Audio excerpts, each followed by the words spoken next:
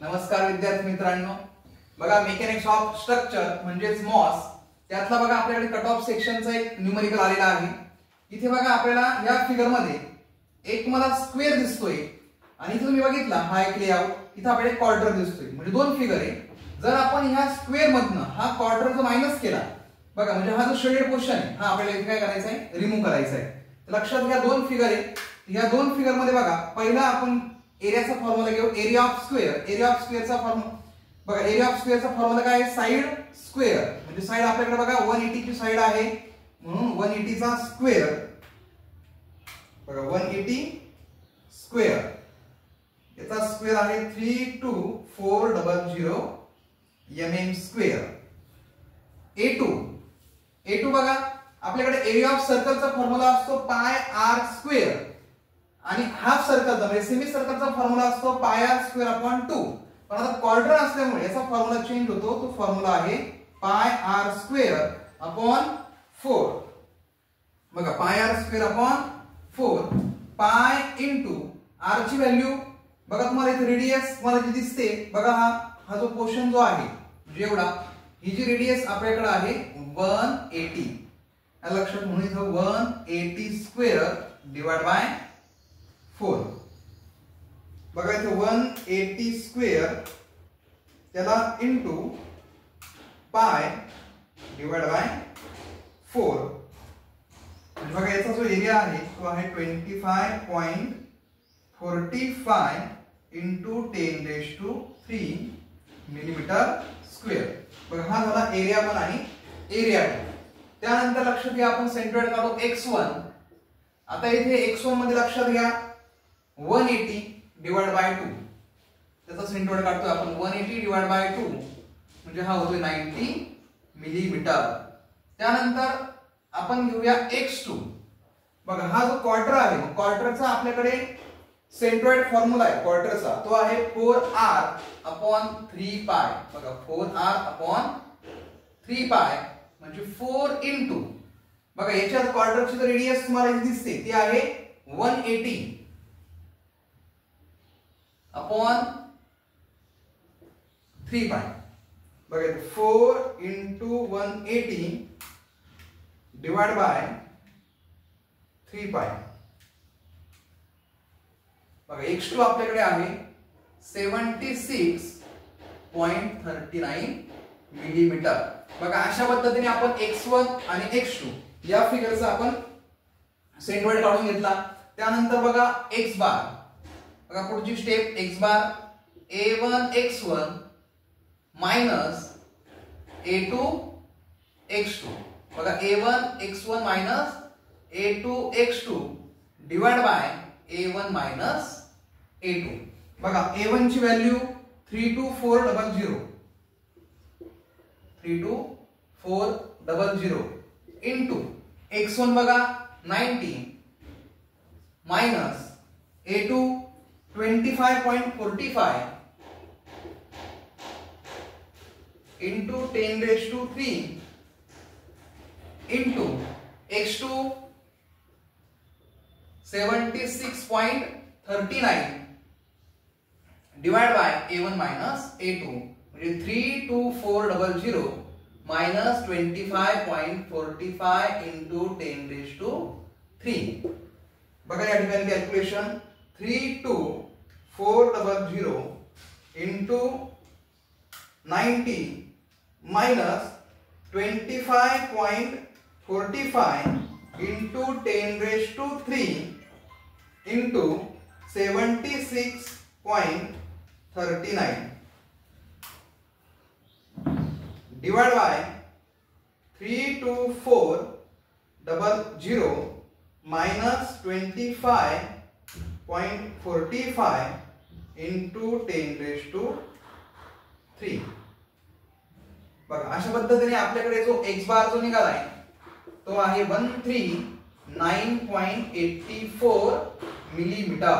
बघा याच्या फिगरचा जो आपण x बार जो काढलेला आहे तो आहे 139.84 मिलीमीटर।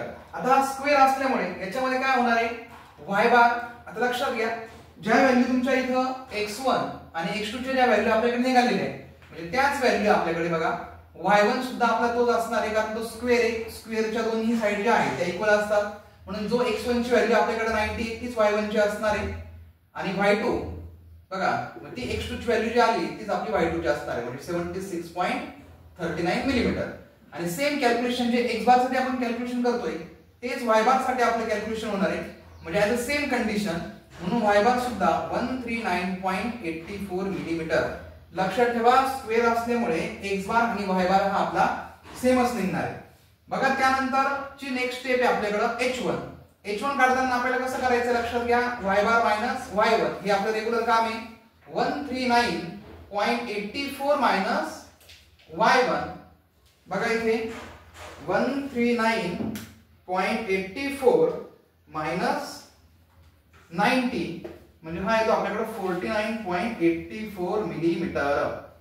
बघा त्यानंतर आपल्याकडे आहे h2 मध्ये लक्षात घ्या पुन्हा y बार मायनस y2 म्हणजे y बार ची व्हॅल्यू बघा 139.84 मायनस y2 76.39.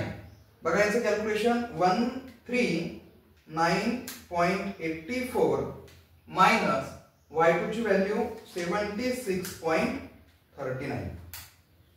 बघा h2 आपल्याकडे आहे 63.45 मिलीमीटर. बघा अशा पद्धतीने आपण h1 आणि h2 फाइंड आउट केला. त्याच्यानंतर आपण आपल्याला i हा फाइंड आउट करायचा आहे.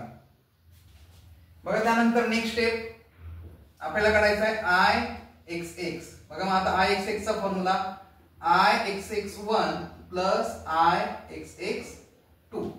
बघा आपण इथे आता ixx1 फाइंड आउट करू. ixx1 बघा याचा जो फॉर्म्युला आहे आपल्याकडे स्क्वेअर मध्ये, बघा आपला regular formula bd cube divide by 12 plus a1h1 square. आलं लक्षात. बघा पुढे b ची व्हॅल्यू 180 इनटू बघा इथे d सुद्धा किती दिसतोय आपल्याला 180 चा cube divide by 12 plus area 1 लक्षात घ्या 32400 इनटू h1 बघा इथे आपण h1 ची व्हॅल्यू लिहून घेतलेली 49.84 त्याचा स्क्वेअर. बघा याचं कॅल्क्युलेशन करा म्हणजे ixx1 हा आपण फाइंड आउट करू. म्हणजे बघा 180 into 180 raise to cube divide by 12 plus 32400 into 49.84 square. बघा याचा ixx1 जो आहे तो आहे 167.96 इनटू 10⁶ mm⁴. बघा त्यानंतर ixx2 बघा याचा फॉर्म्युला जो आहे तसा आपण याला बघा स्क्वेअर साठी bd क्यूब डिवाइड बाय 12 आपण अप्लाय केला होता, तर याचा फॉर्म्युला आपल्याकडे आहे 0.05 बघा 0.055 into r⁴ plus a2h2 square. बघा त्याची व्हॅल्यू टाका 0.055 इनटू रेडियस 180⁴ प्लस a2 बघा 25.45 इनटू 10⁻³ इनटू h2 बघा 63.45 स्क्वेअर. बघा त्याचं कॅल्क्युलेशन 0.055 इनटू 180⁴ प्लस 25.45 इनटू 10⁻³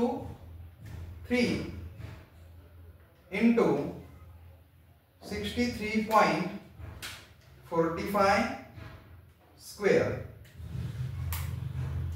बघा अशा पद्धतीने ixx2 जो आपल्याकडे आहे तो आहे 160.196 6 into 10 raised to 6 millimeter raised to 4.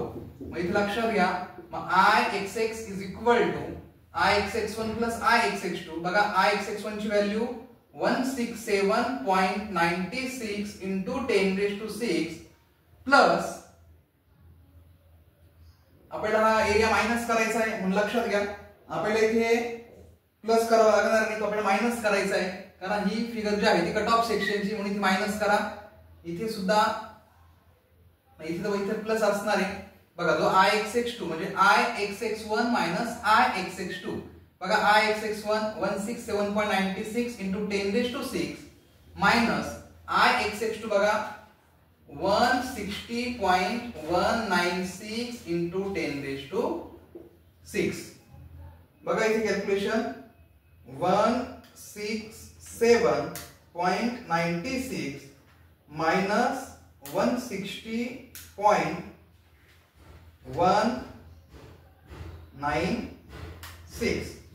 बघा याचं जे आन्सर आहे ते आहे 7.764 आणि 10 raised to 6 common mm raised to 4.